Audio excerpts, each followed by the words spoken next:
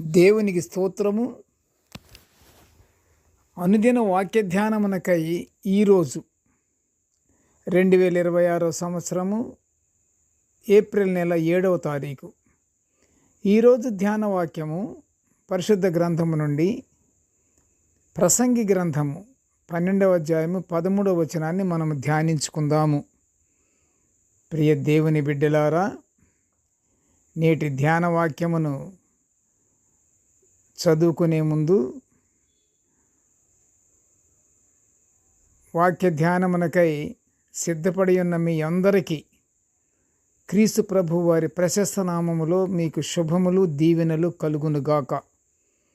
మనము ఏకాగ్రత కలిగి శుద్ధ హృదయముతో మనము ధ్యానించుకుందాము. ప్రసంగి గ్రంథము 12వ అధ్యాయము 13వ వచనము చదువుకుందాము. దేవుని యందు భయభక్తులు కలిగి ఉండి ఆయన కట్టడలను అనుసరించి నడుచుచుండవలెను. మానవ కోటికి ఇదియే విధి. ప్రియ దేవుని బిడ్డలారా, ఈరోజు ధ్యాన వాక్యము దేవుని యందు భయభక్తులు కలిగి ఉండాల్సిన విధిని గురించి సొలొమోను గారు వ్రాసినటువంటి వాక్యానుసారము మనము ధ్యానించుకుంటున్నాము. దేవుని యందు భయభక్తులే జ్ఞానానికి మూలమని పరమార్థ జ్ఞాని సొలొమోను రాజు చెప్తున్నాడు. జ్ఞానం అంటే, జ్ఞానము అనగా వివేచన కలిగి ఉండుట, సమస్యలను పరిష్కరించుకోగలిగిన బుద్ధి కుశలత కూడా ఉండటమే జ్ఞానము. దాన్ని అనుసరించటమే జ్ఞానము. ఈ జ్ఞానము దేవుని నుండే లభిస్తుంది, మరి ఎక్కడి నుండి కూడా లభించదు. మానవ కోటికి జ్ఞానము కావాలంటే అది దేవుని నుండే లభిస్తుంది. ఎలాగంటే, ప్రియ దేవుని బిడ్డలారా, ప్రతి ఒక్కడు విధేయత కలిగి ఉండి దేవుని యందు భయభక్తులు కలిగి ఉన్నవాడు తప్పకుండా జ్ఞానాన్ని పొందుకుంటాడు. ప్రభువారే అనుగ్రహిస్తాడు జ్ఞానాన్ని. ఎప్పుడూ విధేయత కలిగి భయభక్తులు కలిగి ఉన్నప్పుడు తప్పకుండా మనకి అనుగ్రహిస్తాడు, మనం పొందుకుంటాము. ఇది జ్ఞానం వల్లనే కలుగుతుంది. ఏమిటి? చక్కగా దేవుని యందు భయభక్తులు కలిగి ఉండటము జ్ఞానం వల్లనే కలుగుతుంటుంది. దేవుని యందు భయభక్తులు ఎలా వస్తాయి? మనం దేవుని యందు విధేయత కలిగి ఉండాలి. ఇది జ్ఞానం వల్లనే కలుగుతుంది. ప్రియ దేవుని బిడ్డలారా, దేవునికి భయపడే వారికి ఆయన జ్ఞానాన్ని అనుగ్రహిస్తాడు. యెహోవాయే జ్ఞానమిచ్చువాడని, తెలివియు వివేచనయు దేవుని నోట నుండి వచ్చునని కీర్తనకారుడు కీర్తనల గ్రంథము 2వ సంకీర్తన 6వ వచనములో వివరిస్తున్నాడు. మానవ జ్ఞానం పరిమితమైనది, సమస్తము వ్యర్థమే అని అంటున్నాడు సొలొమోను గారు. కాబట్టి దేవుని యందు భయభక్తులు కలిగి జీవితాన్ని అనుభవించాలని ప్రసంగి గ్రంథకర్త చెప్తున్నాడు. అయితే ప్రియ దేవుని బిడ్డలారా, జీవించే విధానం దేవునిలో భయభక్తులు కలిగి జీవించడం అన్నిటికంటే ముఖ్యమైనదని కూడా ప్రసంగి గ్రంథములో 5వ అధ్యాయము 7వ వచనములో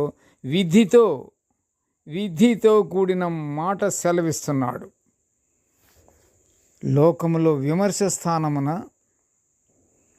దుర్మార్గత జరుగుటయు, న్యాయం ఉండవలసిన చోటేమో దుర్మార్గత అంతకంటే మరి ఎక్కువగా జరుగుతుందనియు,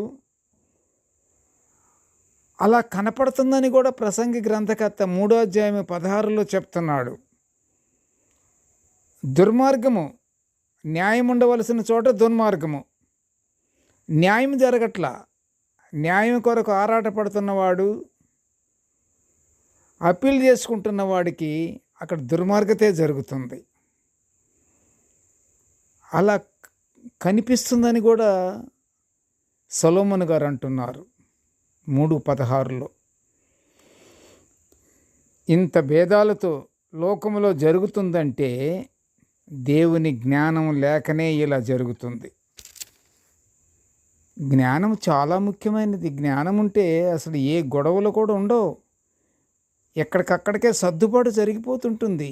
జ్ఞానం లేకనే అజ్ఞానుల వలె దూషించుకోవటం ఎక్కువైపోతుంది, తిట్టుకోవటం ఎక్కువైపోతుంది, దురాక్రమణలు ఎక్కువైపోతున్నాయి, దేవుని మర్చిపోవటం ఎక్కువైపోతుంది, దేవుని విస్మరించటం, అదే మర్చిపోవటమే ఎక్కువైపోతుంది. దేవుని జ్ఞానం కలిగిన వాడు దేవునికి భయపడుతూ ఆయన కట్టడలను అనుసరించి నడుచుకుంటూ నీతి న్యాయముతో జీవిస్తాడు. ప్రియ దేవుని బిడ్డలారా, చివరగా సొలొమోను నిర్దేశించినది ఏమిటంటే సంతోషముతో ఉంటూ, ప్రియ దేవుని బిడ్డలారా, సొలొమోను గారి యొక్క ఉద్దేశము, ఆయన నిర్దేశించింది ఏమిటంటే సంతోషముతో ఉంటూ వారి వారి బ్రతుకులను సుఖముగా గడుపుకొనుట కంటే శ్రేష్టమైనది మరొకటి లేదు అని 3వ అధ్యాయము 12లో ఖరాఖండిగా విశదపరిచిన శ్రేష్టమైన అంశాన్ని మనము పాటిస్తూ దేవుని యందు భయభక్తులు కలిగి జీవించుచు మనము పరలోక ఆశీర్వాదాలు పొందుకుందాము. ప్రార్థన చేసుకుందాము. ప్రేమగల తండ్రి, కృపగల నాయన, నీకు స్తోత్రములు అయ్యా. నీ దివ్యమైన వాక్యాలను నిత్యము తండ్రి మేము ధ్యానించుకుంటున్న ఈ గొప్ప భాగ్యాన్ని మాకు అనుగ్రహించినందుకు నీకు ఘనమైన స్తోత్రములు నాయన. ప్రభువా, మేమందరము తండ్రి నీ యందు భయభక్తులు కలిగి ఉండి నీ కట్టడలను నీ ఆజ్ఞలను మేము పాటించుతూ సొలొమోను గారి ద్వారా వివరించిన ఇది మానవకోటికి విధి ప్రకారంగా నాయన అది మేము గుర్తుంచుకొని ఎల్లప్పుడూ తండ్రి శ్రేష్టమైన దానినే మేము జరిగించుకుంటూ నీ ప్రేమను నీ కృపను పొందుకునే భాగ్యాన్ని మా అందరికీ అనుగ్రహించమని ఈ మనవులన్నీ యేసయ్య పుణ్యనామమున వినయముగా వేడుకొనుచుంటున్నాము తండ్రి.